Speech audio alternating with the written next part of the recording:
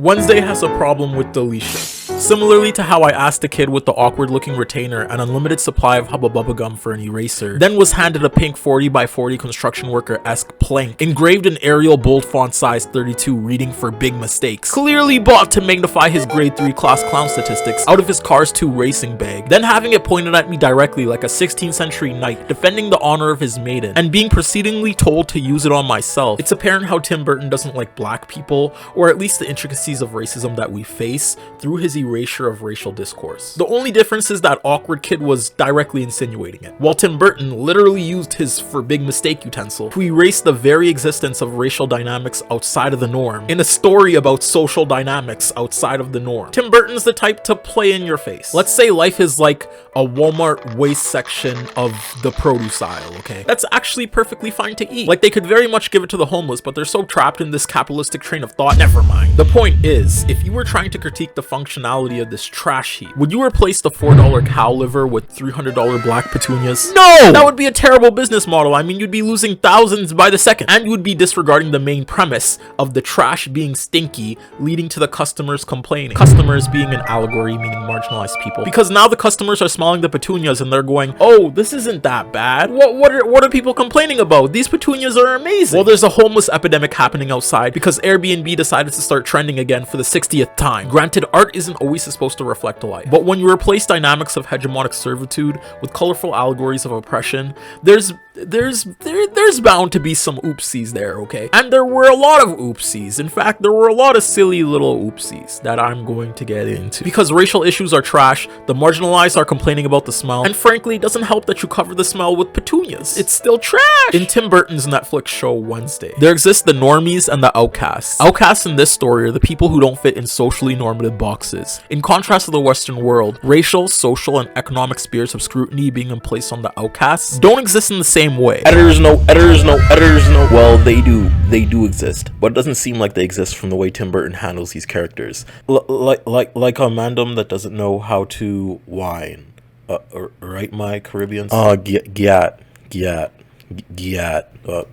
Forgive me, I'm chronically African. Building your own social structure in a world outside of the Western white thing that we have now for white authors a lot of the time just means justifying bigotry across the gender, racial, and sexual dysphoria. Intricacies of racism are watered down to quirky behavior. Sexual orientation is replaced with colorful wolfing out allegories, and rich white exploitative men are replaced with black ones. These backward insinuations of social and racial dynamics only creates a conundrum of thought that in turn reaffirms these oppressive beliefs as needed in the real world.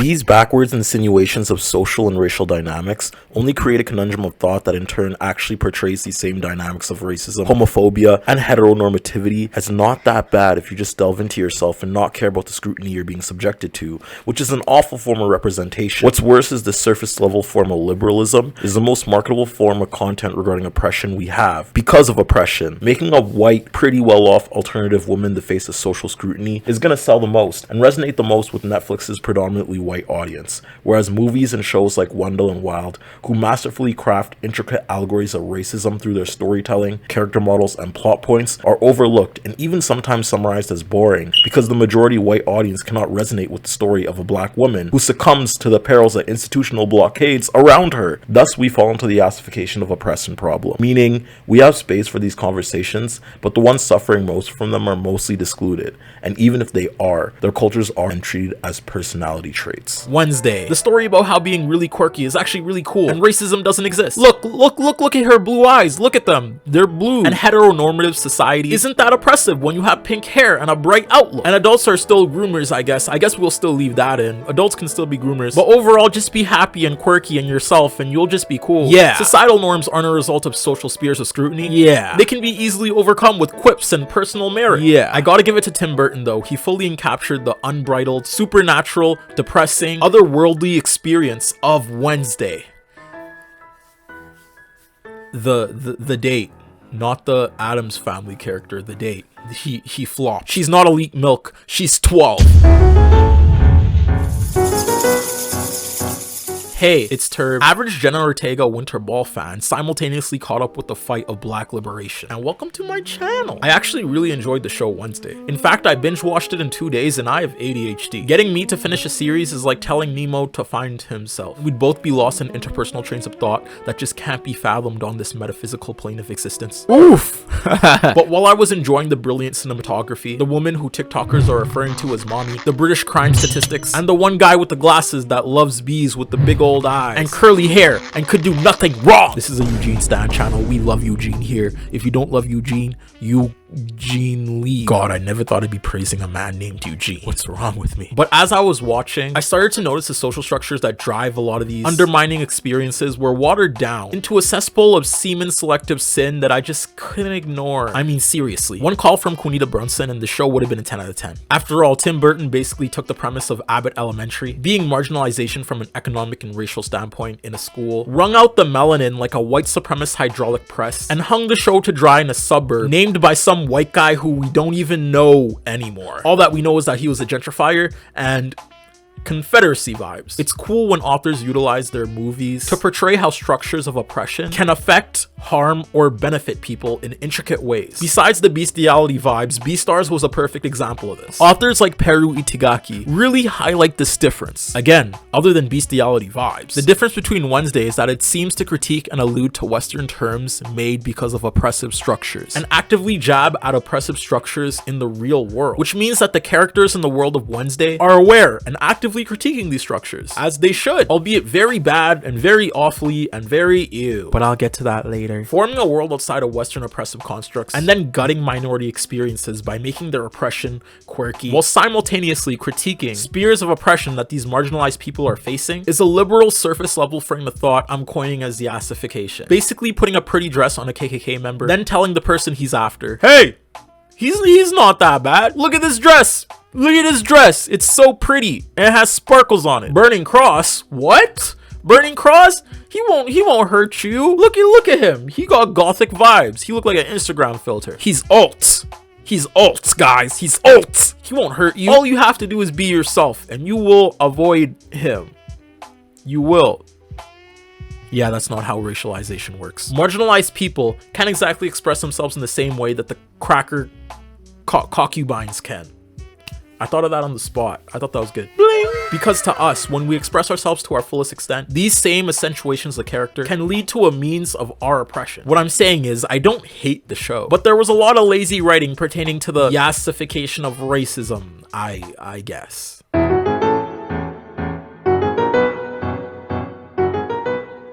Wednesday starts off as a blank canvas devoid of silly little racial connotations that turns out are very much still there. They're just repurposed into lazy plot points, mythical creatures, and quirkiness. The perceived removal of Western social constructs allows Tim Burton to work his white whimsical wackiness, I just call Nazi behavior, in order to push ideas that may seem progressive on the surface, but when you really delve into it, you're like, no. And there's a method to my unbridled leftist rage, okay? The story starts off with Wednesday walking through a school named Nancy Reagan High. For anyone that's a gopher and only comes out of the depression to admire nature, lest the existential dread of seclusion your little hole of reality creates slowly engulfs you to the point of using edibles as a real-life filter to combat suicidal ideation, better known by its surname, touching grass. Miss Reagan is known for more than just being a supposed throat goat. Her husband, Ronald Reagan, is a little something of a domestic terrorist to the black community. He's part of a long line of bigoted white men we like to call presidents. Reagan's policies spiked incarceration in the black communities, disheveled black means of economic stability, and if you showed his photo to a mom in a white suburb, she'd probably say, "That's a really handsome fellow," while twirling her hair. And good for Linda. I mean, her husband has 30 work wives, why can't she have one little white supremacist crush? Miss Reagan, doubling as Hammerhead Shark, tripling as Ankle Biter, quadrupling as a consumer of sheet metal, was the wife of Ronald Reagan and launched the DARE program that you failed. But more notably, it made the criminalization of drugs indoctrinated in our minds as inherently a bad thing, which has rippling effects of justified incarceration in the black community. The thing with drugs, however, is it's only bad when black people do it. The crime statistics back it up, specifically the laws of enabling expensive types of cocaine coincidentally, which typically people in high power have access to more readily because of course they have more money, so more expensive cocaine, duh. How you duh? It's just, I shouldn't have to say that. And because capitalism in history favors the bleached behemoths, these people were mostly white, while instilling punishment in the form of free labor towards people who were in possession of cheaper strains of cocaine, those people being from disenfranchised communities, and the majority of them black. Placing Wednesday Addams in a school called Nancy Reagan High is a leftist maneuver that the authors had to be very aware of, as most of our disenfranchised schools are named after white men or white women who've done nothing but further the agenda of marginalization. And when she's walking through Nancy Reagan High School, she stands out from a literal standpoint. She's the RXD uwu cat girl that has a tail coming out of her skirt and is now having to answer questions about where it was placed. And it turns out it was just around her waist with an elastic band. But the boys wouldn't get that because they're all sexual, and their inherent views on furries is coded in some underlying fetish that they're not ready for the furry conversation. Stop it now. Stop. The whole time she's walking through this Roy G. Biv wasteland, Wednesday goes into a monologue critiquing the institutions around her. She states, "I'm not sure whose idea it was to put thousands of adolescents in underfunded schools." Wait. Underfunded? That is underfunded. Wednesday, your school doesn't have any bars on the windows. Your hallways are enormous. In most high schools, the hallways are so small that you couldn't even take a step in the right direction, lest the rapid tides of hormone-ridden 10th graders sweep you away into another direction. Your school also has a swim team. In some schools, they literally cut the budget for English.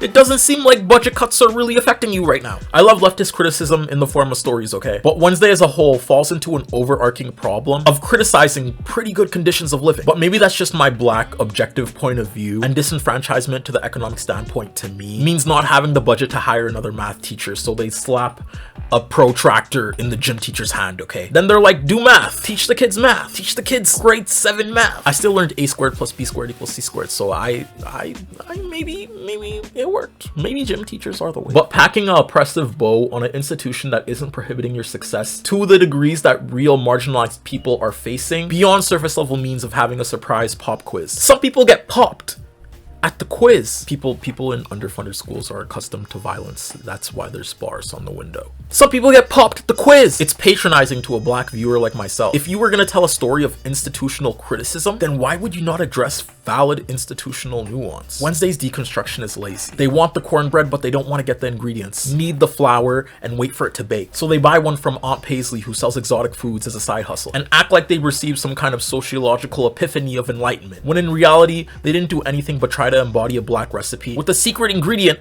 everyone knows is raisins. Stop putting raisins in your bread. I'll kill you. The repurposing of oppression as middle-class inks is such a bizarre spectacle to behold. Don't get me wrong, mostly no one in the Western world is impervious to the money-sucking machine. We're all oppressed under the invisible hand of 70-year-old Mesozoic-era fossils who could overturn laws as quick as the Alzheimer's, corroding their reality allows it to be. But telling a story of oppression from a well-off white woman's lens, other than patriarchy, doesn't make any sense if your goal is to critique oppressive functionality. I used the excuse of Tim Burton maybe creating a new world because of creative contingencies I maybe didn't account for in my first viewing of Wednesday because of the utter shock at the lack of nuanced discussions this show had around autocratic talking points. But as I'm watching it for the second time, I'm realizing no, I'm only 20 seconds in. I've only critiqued 20 seconds of the show, and I've seen more than enough real-world references to discern that this is Earth. This is the Western world. She's probably living in America. Reagan happened, which means black people are still being oppressed in intricate ways. White woman complaining about privilege. Canon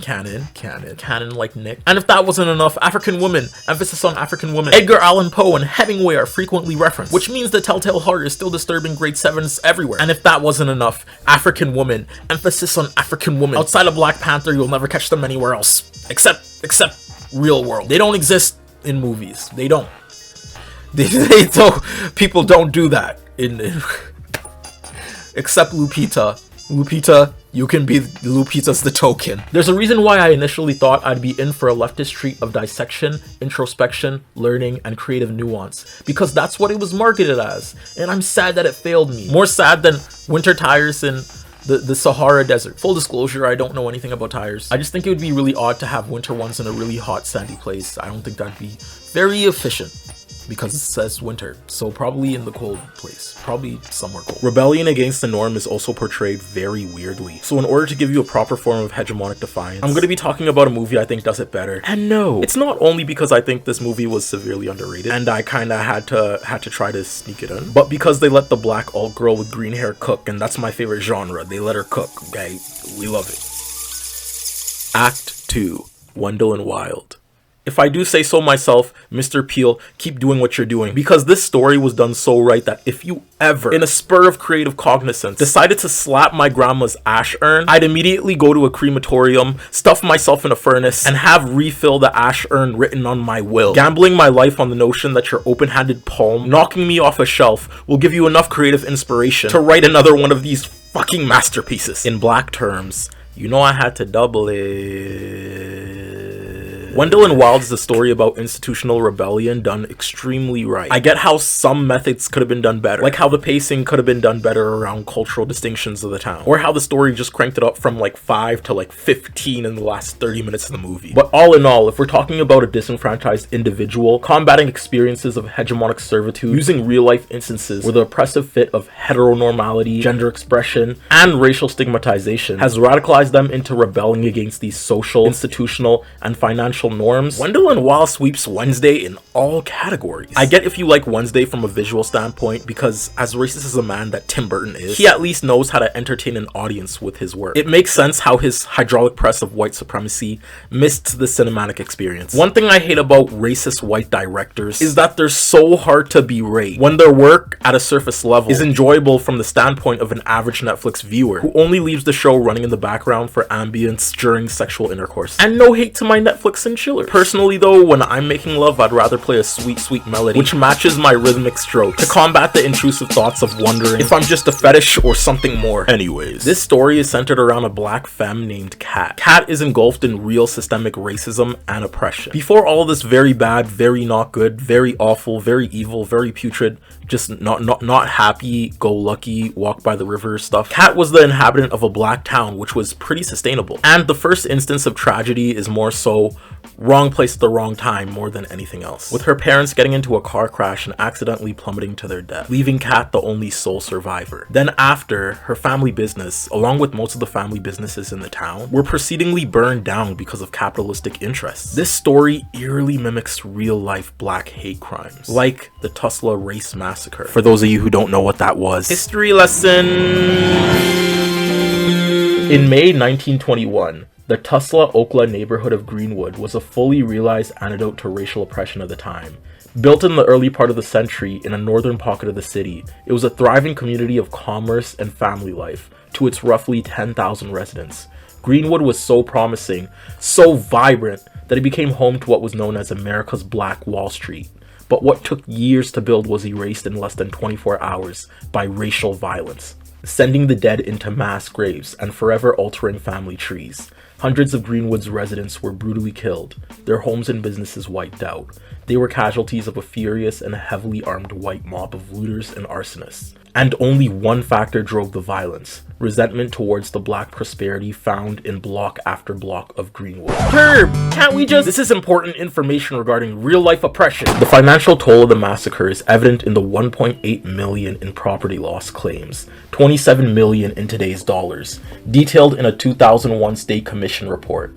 For 2 decades, the report has been one of the most comprehensive accounts to reveal the horrific details of the massacre, among the worst racial terror attacks in the nation's history, as well as the government's culpability. So being a victim of one of the worst instances of Mayo madness didn't do well for the inhabitants of Cat City, in the same way that the Tulsa Massacre and many other anti-black white American events erase all presence of black culture, people, and economic importance. And because her parents couldn't swim, Kat was left alone for the remainder of her life, bouncing to foster care home after foster care home. And unlike Wednesday, these institutions were actually underfunded. You can't tell me a school with a fencing team or a school with a hegemonic hierarchy of rich white girls is a school which is lacking in funding. I always thought fencing was cool, but my school wasn't in the tax bracket to participate. Matter of fact, my school put more money into the yearbook committee than the drama program. That was admittedly probably a lie. But I'm still mad that our principal cared more about policing women's shoulders than giving us safe spaces of creative refuge. Anyways, all these factors of racism, neglect, and social scrutiny led Kat into internalized hatred against the world that she was living in. She started rebelling against these norms from a physical standpoint. Her outwards expression is a statement in itself. She dyed her hair to counteract the normative presentation of the woman around her. She starts dressing in all black as a visual spectacle of her depressing reality and experience. Even her attitude is developed out of contempt towards the adults around her who want to use her for extra foster care funding or for diversity reasons. Wednesday is wearing all black and is mad at the world simply because she wants to wear all black and she's mad at the world, which I guess is a perfectly fine reason. We need more haters out here. I go out of my way to stomp on lilacs in suburban retirement homes because there's no way that the retirement pension should generate more interest than my parents' actual income. But in contrast to Kat, Wednesday just feels stale. There's not much reason for Wednesday to be rebelling against the world. She just is because she likes the work that serial killers do. There's no reason for her to consider herself oppressed or a true outsider. She just does this because she reads Edgar Allan Poe and blinking is overrated, I guess. Kat is more organic. Throughout the story, you can feel and visually see her unpacking her trauma. Whether it's riding against a corporation which has long since wreaked havoc on her town and people, realizing that she's just a meal ticket for the foster care system, being ruled literally and metaphorically by old white men who set the bigoted rules for her whole life's experience before she could even breathe. And the most beautiful allegory, in my opinion, was when she realized the same curse of oppression was on her black foster mother's hand. But instead of looking at it as a curse, she drew power from it in order to fight back against the capitalistic power system which has engulfed her life. What I'm saying is, at the end of the day, when you want to tell a story about oppression, making a white woman who has niche interests like Jeffrey Dahmer the center focus of your story might be a relatable experience to your audience, but from a real standpoint, Wednesday is just an upper class rich kid that's a hater. That's it. First of all, what makes an enjoyable black character to you? For me, that's kind of a nuanced question because I don't think every character has to, I guess, fit an image of myself in order for me to like them. You know, right. Every character has to cater to me in order to like them. But I don't like characters that are like amalgamations of cultural stereotypes. Like one character who I really like, who's not even like canonically, I guess in the racial sense of like black, is Piccolo. And I know this is like this isn't a controversial take in the black community, but I know this is like a semi-controversial take for like other people. But like Piccolo had like a lot of like cultural ties, this stoic image of like black masculinity. Yeah, for sure. Like, obviously he did like some toxic shit. Like he threw Gohan in a forest and he said like fight these dinosaurs. He said live, survive, live or die. To me, that had like a lot of ties to like tough love in the black community. Like a lot of parents go down that road because they know like how hard it is to be like black in normative spaces. So like as a buffer, they act as like this oppressive force that like mimics a portion of like the harsh reality when we enter these spaces. Oh yeah, for sure. And also like his whole lineage was literally exploited and erased by a supremacist warlord, you know. It's like if you don't get, you know, why we align with him, you just don't understand. Yeah. Beyond the fact of like his cultural ties, like he's throwing hands with like the strongest people in the world. He's saving the universe on a yearly basis. He got like a drip out turban. Like this man's like North African coded. So yeah, that's like cool as fucking. Even though he's green, what's compelling about him to me is like a lot of these same mindsets and characteristics that made my experience like he kind of embodies, you know. Oh, for sure.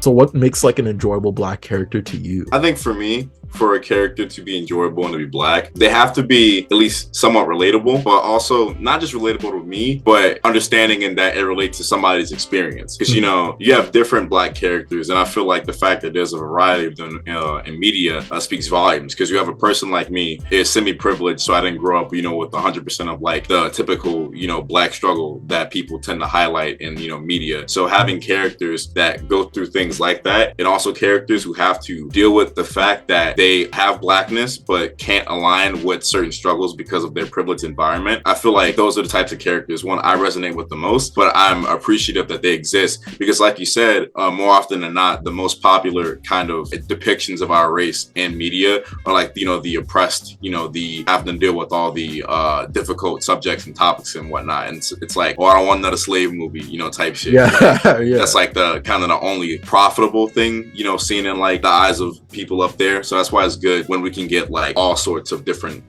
black characters that have their own different experience, because everybody has a black experience, but that black experience is different and what it means to different types of people. Yeah, I know. That's actually kind of crazy how you said that. Yeah, because like oppression is only viable in like an entertainment aspect if it's like slavery. I guess like a hood story or something like that. Yeah, even when it's like microaggressions, it'd be like on the nose, where it's like, you know, it's not like given like how probably would like in real life. Yeah, because I never same thing with me. I grew up like semi-privileged, I guess, to an extent, where not not when it comes to like economic circumstances. I was very much in poverty, but like I was not in a place where there was gang violence or anything like that. Right. For me, growing up and seeing like black people on TV going through like these instances of gang violence was actually a learning experience for me too. Like in tandem with like all those other white people watching it, that was very new to me. But I did get that experience like black poverty and everything. So I do like characters that also deviate from those microaggressions and stereotypes too. But like, who is your favorite character in general? Let's see, that's a good question. Favorite character in general. I guess I'd have to like boggle it down. I guess my favorite medium like in general would be animation. And so like my favorite character would derive from animation. And it's probably got to be like maybe like Finn from Adventure Time, like hands down. Because you get to see him like grow and mature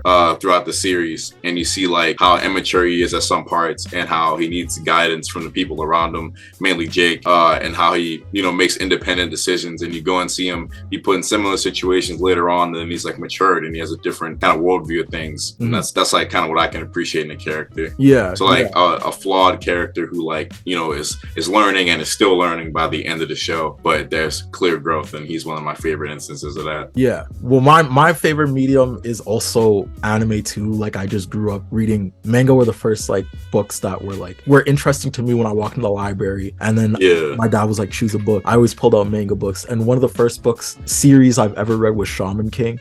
And Yo Asakura is that he's on guy. He's that guy. Like that guy. Yo Asakura, like the way like he didn't really want to like do anything he was, I guess, predestined to do. Like there was this whole prophecy of like his brother will be like this evil shamanic leader. Then he has to like subvert that. And the whole time he's like, I don't even want to do this shit. He just like chills on top of like the cemetery with like headphones on. Yeah. Listening to music. He's like staring at the stars. And like that also resonated a lot with me as a kid, because like I also didn't want to do a lot of like homework and shit like that. So like I feel like that's like the best interpretation of kind of the whole like prophecy, like destiny thing, is when they take it and they flip it and it's like, okay, well this is like supposed to be predetermined, but at the end of the day, like you're a free agent to find your own future. I love that sort of story, when that's been told, because it's like we have things that are like like predetermined for us. We grow up with certain problems we have to deal with just because of how we look, and it's like, well, that doesn't define me. I can do what I want and, be who I am, despite, what people have set up or have said that they set up, for me to fall into. What's your favorite black character now? Ooh, my favorite black character now? Honestly, my favorite black character now is probably Craig from Craig of the Creek. I see a whole lot of like young me like in him, haircut and all, like all that. It's cool seeing him be like a kid kind of from like this like little middle class kind of house, and he's goofing off with his friends and he's going through, all these sort of adventures and like childhood. Cause like I got a whole lot of resonation with the whole childlike kind of wonder thing from like Clarence. That's one of my favorite shows, hands down. It's great. And then to see like, a black main character who's going through these things, and like you get to see also like a little bit of the culture, a little bit, because you got black parents, you're gonna see the culture somehow. And that's how I was growing up. I love how he's characterized, and I love the situations he's put through, like the casual stuff. Like I saw this one clip though, it went viral on Twitter, where he was talking to these two older boys and they like roasted the hell out of him, and like he was like visibly like on fire, like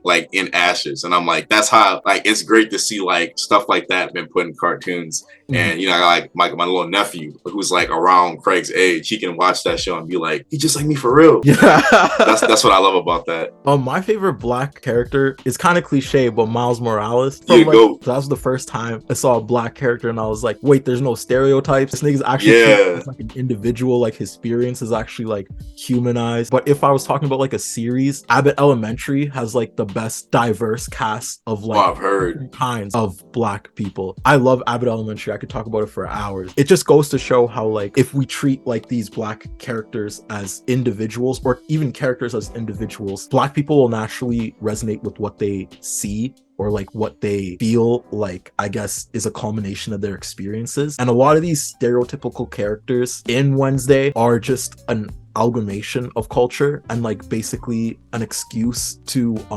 write stereotypes or microaggressions in the story. Right. Towards like anti-blackness, where it's like, Jump In was one of my favorite, even though Corbin Blue classic is a token ass like Disney ass Yeah. I love Jump In because it was a story about like skipping rope with women, and like it was this whole like unpatriarchal, pretty progressive for like its time. But like I also, dog, I could skip the fuck out of ropes. I could do the 8. I could double. Oh man, I always wanted to. I love jump rope. Yeah. Get on your level. Yeah, but as a kid, like when we had like these skip rope competitions at school, I was the only dude like placing like really high, like with these women. Oh yeah, you was killing it. You was showing them up. But when Jump In came out, I really resonated with that experience of like, oh, he has to box or he has to jump rope. Because like I had basketball practice. Skipping was a hobby. There's no like that was you. That was literally you. Skipping was like a thing like I did on the side, I guess. And it was just fun to do. And I like skipping in my basement. My dad would be like, basketball practice, get ready. I'd be like, fuck, as I'm skipping and shit. So like I really like to Jump In because that was also a nice little resonation. Is there any like childhood like figures that you've really connected with on that level? Let's see, childhood figures who I connected with. I'm sitting there trying to think because like you said Piccolo, but Piccolo was one that he was always like that for me. Because I mean at the time, you know, with Dragon Ball characters, we weren't really highlighted like the best being a black person being portrayed. And then they'd be like, oh, what about insert character who's brown and definitely is not black? And it's like, well, you can't just equate a brown character for every person who is brown. There are different you know, things to that. Even like to add to that, the example I gave with a Shaman King, there was still like a cultural amalgamation of a stereotype in the dude with the afro and the big belly button, and he was just used for like Choco Love or something. Even his name, Choco Love. Like literally, even in stories where I have found these safe spaces, there's not too. That's the thing. Like it sucks, and it's something that like people won't understand if they aren't, you know, from the culture, or they just don't do like the critical thinking to like think outside of their like little bubble where they don't have to worry about stuff like that. But there can be perfectly, you know, fun, enjoyable media with these harmful tropes and stereotypes and designs that make us, you know, feel a little weird watching it, but at the same time we can still engage with it positively. Just old anime in general is just full of that, especially Dragon Ball. Like there's so many like, you know, racist, you know, character designs where it's like you can't like infantilize the person who made this. This was a grown ass man. They knew what they were doing, and it's like it's good to see, you know, us make steps, you know, past that now. Like in the new Dragon Ball Super chapter, they revealed like 2 new black characters who look like good, like they look like how a black character should in that art style, and not like a racial stereotype. And that's just a thing that a lot of people won't like. They won't understand why that makes us happy. Like it's like, okay, well, this is a thing I love, and they're like not making me feel disgusted about myself. Like that's a big thing, but many people won't understand that. Thank you so much for being on my channel and everything. Thank you for having me. I love your videos. I'm editing my own video, but I will pop your thing up like here. Subscribe to Joe. That's me. Subscribe. I'm awesome. Act 3.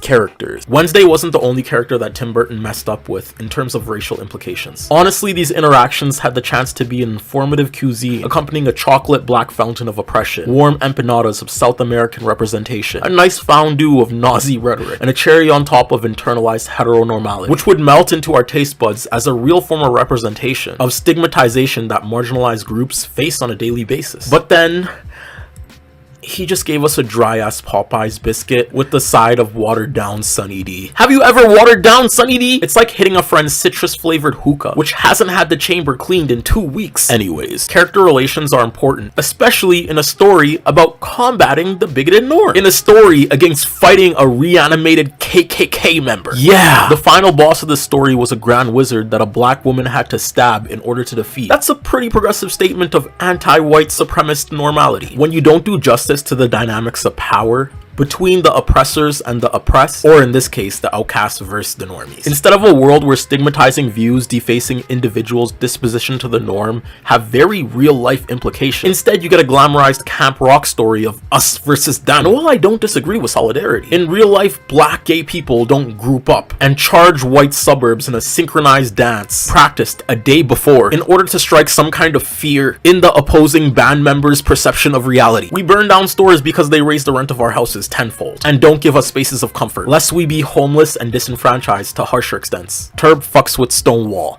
I fuck with that. Tirrrb endorses oppressed violence. If you're constantly being metaphorically hit with a bat, throwing back a pipe bomb will even the score. Every uprising in opposition to the norm has been combated with violence, especially if the norm has a police militaristic state that 80% of the provincial funding goes to, okay? This isn't a new thing. Holding hands with Nazis doesn't solve problems. Okay. What I'm basically saying is, this show has a lot of all lives matter rhetoric under the guise of all sides have evil to them. When no. In reality, one side is backed by the literal government in terms of laws, militaristic policing, and hundreds of years of oppressive rhetoric that embodies the norm of today's society. And the other is simply reacting to the dangers of life that they're being emplaced in. Let's start with my favorite character, Bianca, the popular girl of the cast who beat the fuck out of Wednesday in a fencing competition and broke the oppressive restraints of black feminine performance with her mother.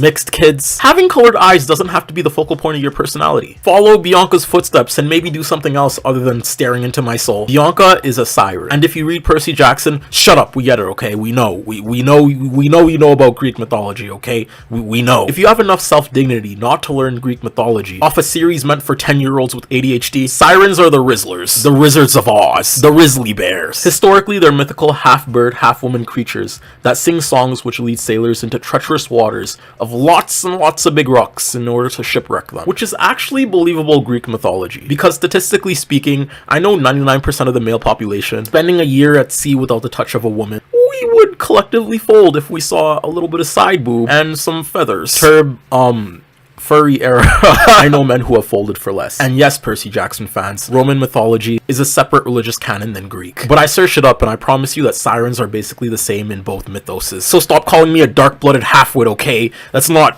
fun. I don't like that. In the show Wednesday, sirens are portrayed to have powers that can affect others' decisions in a mind-controlled Simon Says-esque fashion. The world Bianca faces, however, has a lot of correlation with the Western world. Quote, "If black women in America are stereotyped as unshakable, our research shows that there is another closely linked myth that persists, that black women are less feminine than any other woman, and in fact, even emasculating," writes journalist Sharice Jones and academic Kume Shorter Gooden in Shifting, The Double Lives of Black Women in America.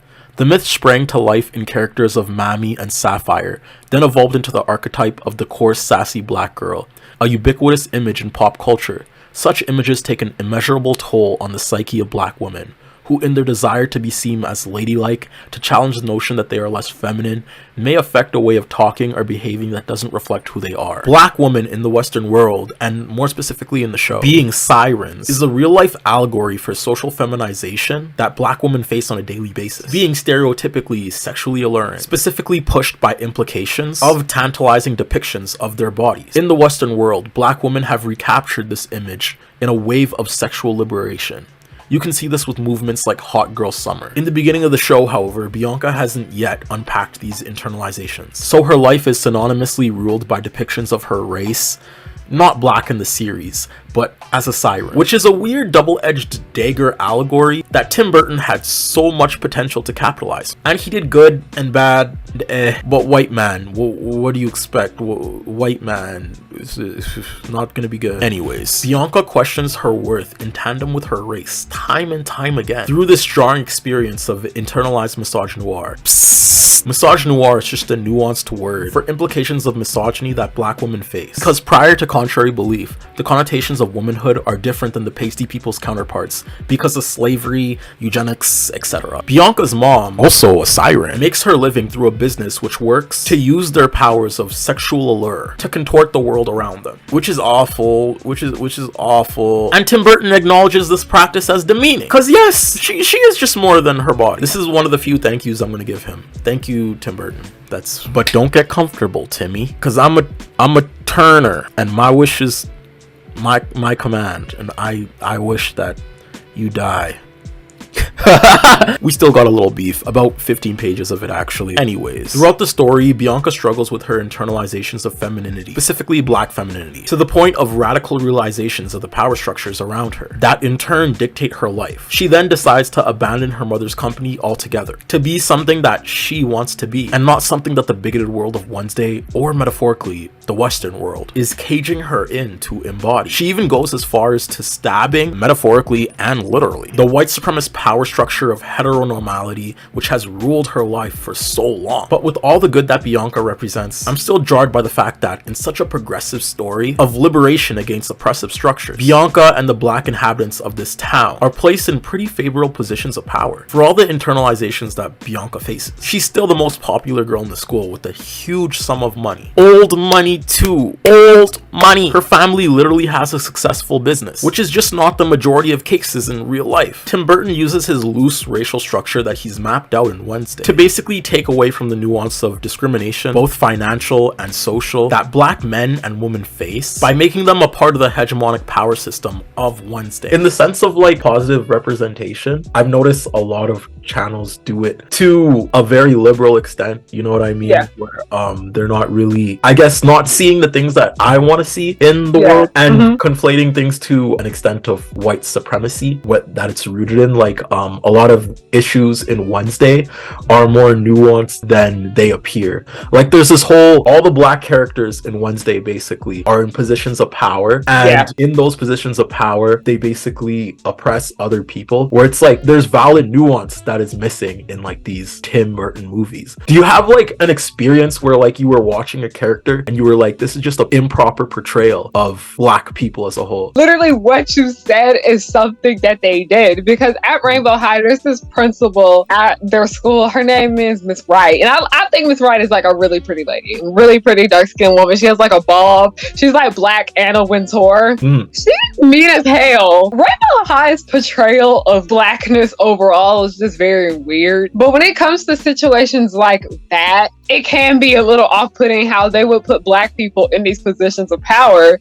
But then, like, because you know how it would be like, we want white people to know how to write better black characters and just brown characters and just characters of color in general. I am low-key in getting to the point where I don't want y'all writing for people of color no more. Because y'all know what you're fucking doing. Because they don't sit down and listen to black people, and they don't seem to realize that they're doing things that are offensive. Like, you remember when Tim Burton got on Beyonce's internet and said black people don't fit his aesthetic? I remember this is when people really started to question how he views black people overall, because you know, I understand, I think people can change and whatever the fuck, but this is like the first time we really saw a black person in a Tim Burton film that had like a major role and he was the villain. And I was just like, there's just certain things that you can't do if you don't have other people within that range. If the only black person of importance in this film is the villain, yeah, you're not good, because that's Told by Ginger had that problem just as well, where the only black girl in the show that was really like important, she was like the bully. That bitch was fucking terrible. She was actually insane. And Descendants has this big problem too, where literally every single, I'm not even joking when I say this shit, every single black or mixed race girl is portrayed in like a negative light. Like, it's not even funny. They are villainized in some kind of way. So when I found out that that was the case for Wednesday, that's what I said. I'm not doing this shit again. I'm not sitting through it. And mind you, Descendants is something that I've been with since I was a kid. It's literally my name, like my brand, but it's something that I have been with since I was a child. That was like something that got me through a really, really difficult time in my life. There's no need for me to be watching Wednesday. Like, this show is obviously not for my targeted age demographic. But when I found out they did have issues with the portrayal of blackness in here, I was like, I'm not even gonna waste my time. And I've low-key have gotten to the point where, like, if I find out, listen, I found out Wednesday was colorist and racist to a certain extent after the show. Look, I didn't even have interest in watching the shit anyway. And mind you, I'm somebody that likes a lot of corny shit. But then all that other stuff started coming out about the horrible portrayal of black and brownness, and I was just like, yeah, we gonna deal. I mind you, if I knew Rainbow High was like this, I most likely would not have gotten into it. But it's just like, when you said they think it's okay to put black people in these positions, and I'm like, no, because you don't realize that at the end of the day, that black person is the only black person here is the one that is being portrayed in a negative light. Like I mentioned with Miss Wright's character. Miss Wright's the principal of the school. Mean as hell. But then there's other staff members at Rainbow High. And then we have Paris Hilton in it.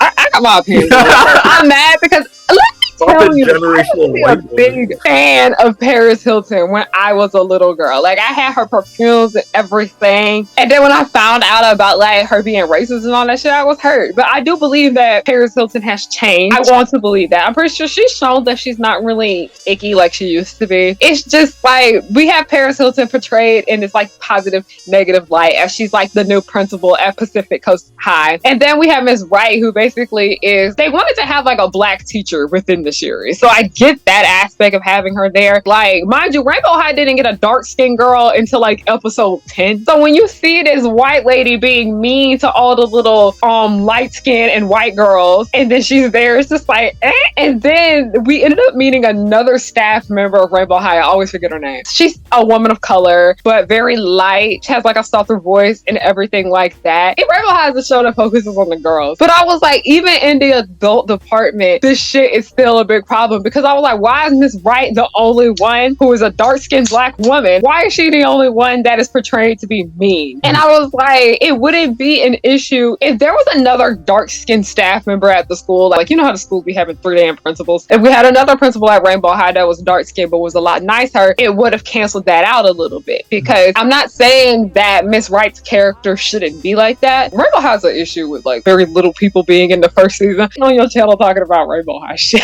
I was just like, this is not a good look, because when we met Miss Wright, I was like, okay, we're gonna see more staff members. We don't really see more of them, and then when we do, it's that light-skinned lady that's like super nice and sweet and very caring for the girls, and Miss Wright is like harsh as hell. Like, and then now that I know it's in Wednesday, I'm just like, yeah, I'm really not watching it. Yeah, and also with like racial insinuations with characters, they always put black characters like in these in movies, but instead of accentuating actual racial divisions or ties that make them oppressed, you know what I mean, instead they conflate them under a spear of like stereotypes. Because like this one black woman in the show with the blue eyes, I'm forgetting her name, I'm blanking. Shit, Bianca? Yeah, Bianca. I only know her name because, like, you know how I follow a lot of black women and non-binary people online, and all of them were like, I just watched Wednesday for Bianca, and I was like, that's the only reason I know her name, because all the black people was talking about her. So that's how I know I'm following the right people. Yeah,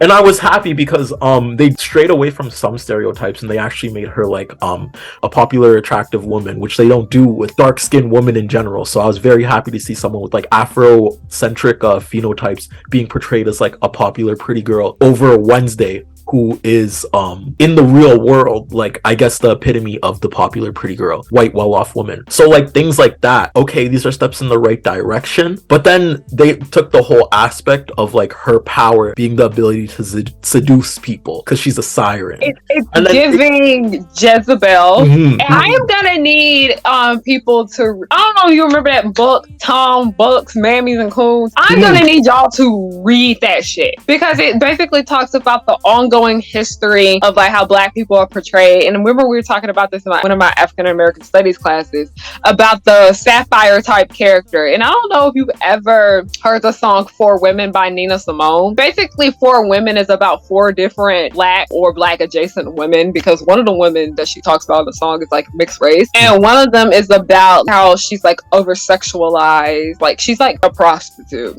And black women have a long hard history of just being over sexualized all the time, and oftentimes when you see us in work, especially like white people work, we're seen as like this Sapphire type character where we're only really kind of seen like attracted. It's like a fetish, because I felt this way when I was watching Beyonce in the Pink Panther. It was like given very much, oh, she's cute, she's hot, but she's just here for that purpose and that's all. So I definitely get why that upsets people about how Bianca's character is portrayed like that. Like when you have a black girl in here, oh my god, it's giving Hey Arnold. We were like, the one time we really got a 13-year-old black girl in Hey Arnold, she was basically like over sexualized. Knowing that happens, it just keeps getting worse for Wednesday for me. I'm really not touching this shit. Yeah. And like when I say they don't go over valid racial nuance, I see this a lot in film with like black men specifically. When they put black men in certain roles, yes, they conflate them and they sexualize them, but they're always like a cool best friend role, cool guy that plays basketball, and it's never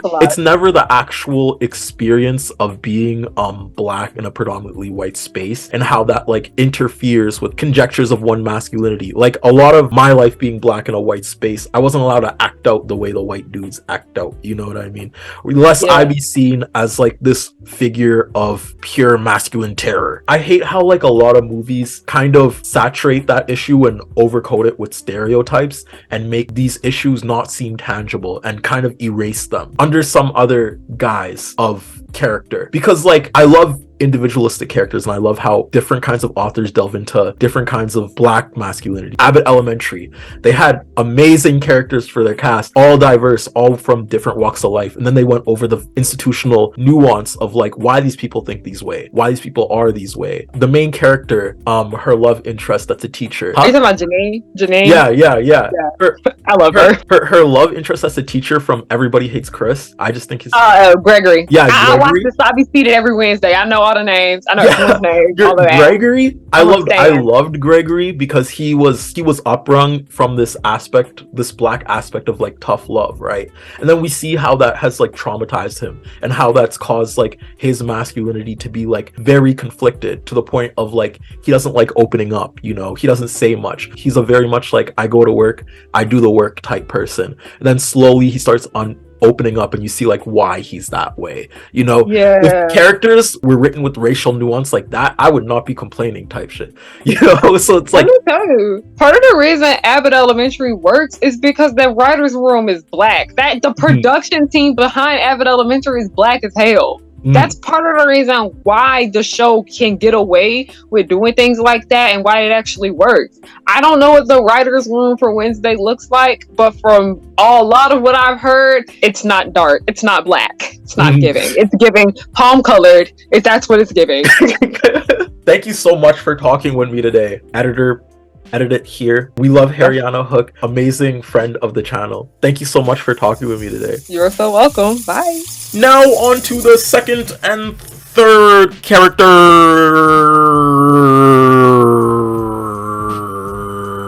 Lucas Walker and Mayor Walker. Now, black people in power isn't a trope that's not true to life. We had Obama, everyone knows him, a string of other governors, and a senator. But when black people in power are the focal point of representation, creating unfair laws, social circumstances, and contributing to bigotry, you're basically saying the all lives matter rhetoric in an institutional sense. I'm not saying I only like black representation in the form of oppression, because there's tons of great stories out there that do the coon role amazingly. Like in the Boondocks with Huey's granddad having to internalize systems of defamation as adequate in order to benefit from them. But unlike the Boondocks, it seems as if the power system of white supremacy is just people being people in Wednesday, rather than radicalized systems of boundaries prohibiting us from accompanying places of power through rigorous social and financial scrutiny. Mayor Walker and Lucas Walker, unlike Bianca, aren't outcasts though. Mayor Walker specifically also didn't have any outwards aggressions towards the outcast, but not out of marginalized solidarity, more so out of economic servitude. Being the mayor, he has to financially provide for his town, and Nevermore is one of the lead financial factors of power, funding the well-being of this city. He later dies to murderous cover-ups that are not integral to his social implications, so I'm not gonna... he died. The mayor's life and death was still fueled by financial purposes. And because Nevermore is an economic juggernaut, there he go supported. Picturing marginalized people holding financial power as benefiters of capitalism is a little odd. We already talked about what went down with the Tulsa race massacre, but in less extreme instances, redlining in the real world kind of a big factor in disenfranchisement that kind of prohibits black people from buying property and owning land and having money and building off of it. That's kind of true. So this codependency is kind of weird. Lucas, being the mayor's son, benefits from being both socially and economically privileged, and he uses this privilege against the outcasts again and again and again, in essence becoming a part of this system of bigotry. Now, I'm not saying marginalized people don't contribute to bigotry. We all know Candace Owens, but that discussion is way more nuanced than rich black guy is evil because he's rich and he's black guy and outcast. No, it's not like that. It's not like that at all. Very one in a million experience and not real representation, but hey! You do you, Tim Burton. You do you. You do you. Next is Tyler Gelfin. I think I said his name right. Maybe. Yeah. Who is a direct allegory for the soft white boy who succumbs into bigotry. Light brown hair, green eyes, awkward as fuck, a coffee barista. He's basically the teenage woman's Wattpad story. Until being groomed by Marilyn Thornhill transforms him metaphorically and literally into a hideous beast. I think this is an allegory for how white supremacist rhetoric can radicalize a visual, in quotations, soft white boy into becoming a 4chan's user, which was done amazingly well. I'll say that. I'll say it. Good job, Tim. It was just done well. For as luring as that little white boy down the street can seem, he can still feed into the power system of hegemonic servitude and benefit off that by using that power to oppress the other people around him. Marilyn Thornhill, Tyler Gelfin's groomer, is an allegory for a wolf in sheep's clothing. We all know, well, if you're POC, I'm guessing, about the white woman who's high-key bigoted, but in a position of power where she can spread this harmful rhetoric to very mass extents. Maybe your principal who polices women's shoulders, or a past teacher who's fed you can succeed too rhetoric, all with a smile on her face, not taking in the experiences of hegemonic servitude marginalized people have to comply to that strip them of their culture, sexuality, or other anti-normative social dispositions in order to conform with the norm of white normality. Norm. Principal Larissa Weems, aka Mother, is a shapeshifter and the head of Nevermore Academy. Making her a shapeshifter is an amazing metaphor for the contortions of self that marginalized people go through in order to claim positions of power. She uses this literal and metaphorical shapeshifting in order to take the form, either in speech or appearance, of a guider to the success for the students. My only note about her is that she's white. She's white. White woman moment. In actual instances of oppression, in marginalized groups, leading figures from marginalized groups are usually from oppressed groups. She's white. But for the story, she gets a pass, I guess. B-boy, amazing boy, B-boy, no notes, amazing. I love his glasses. I love everything about him. I hated how they did my homie. Fuck that nigga that cut up B-boy. Enid Sinclair is the bright and hopeful friend of Wednesday. Making her internalized sense of self a werewolf is weird. Cause why is the gay inside her a werewolf that only comes out when she howls at the moon? What is that? Very patronizing, specifically to real world incidents of masking that queer people have to partake in on a day-to-day basis. Also, the conversion camp for werewolves allegory was odd. It was weird. Please don't do that again, Tim Burton. One of my only positive notes about this werewolf allegory was that she drew power from her fully realized self when she delved into her own internalizations of being queer. Everything else in my eyes was atrocious, but that character wasn't really for me, so I'm not gonna speak over these experiences. It just didn't seem right. And lastly, the Wednesday family. I think I said enough about Wednesday's patronizing character in Act 2, but while I was researching, I came across a very profound take done by R29SOMOS on Instagram. I recommend following them, but they accurately summed up the erasure of Latin culture, which I just can't do because I'm black and African is my culture. So I don't know. So let me read this to you. When Netflix promised Wednesday would deliver a canonically Latina Wednesday Addams, played by the talented Jenna Ortega, Latin fans welcomed the news. But for me, it suffers from presenting Latin identity as a quirk, rather than an integrated part of its main character, like the character of Gomez has for years. Ortega delivers an incredible performance, but throughout the series, Wednesday's heritage does not affect the plot. It doesn't come up as part of her daily life, and it's not a tangible part of the show.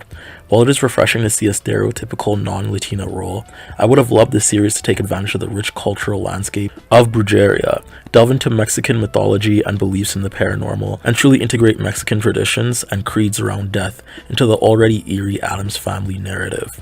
Instead, Wednesday relies on simply telling its audience that the main character is Latina and moving on. Wednesday's non-engagement with her Mexicanness and its origins becomes even more frustrating as the underlying plot of the show unfolds. Wednesday's ancestor, Goody, seems to be a white settler.